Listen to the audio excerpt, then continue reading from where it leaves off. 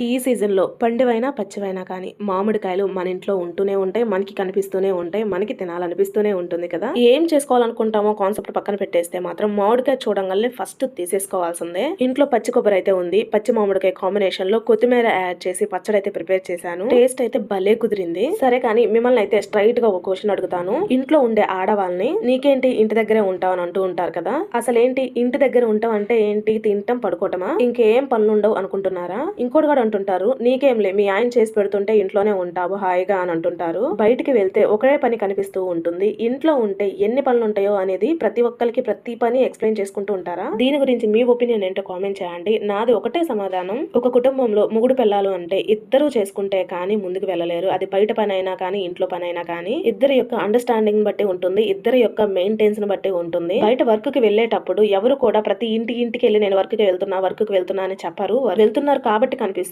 అలానే ఇంట్లో ఏమేం చేస్తున్నారో కూడా ఎవరికి చెప్పరు. ఎవరి పని వాళ్ళకు ఉంటుంది. మన విషయంకి వచ్చేసరికి ఎవరు అనుకునేది వాళ్ళు అనుకుంటూ ఉంటారు. దీని గురించి ఆలోచిస్తూ మనం అక్కడే ఆగిపోకూడదు.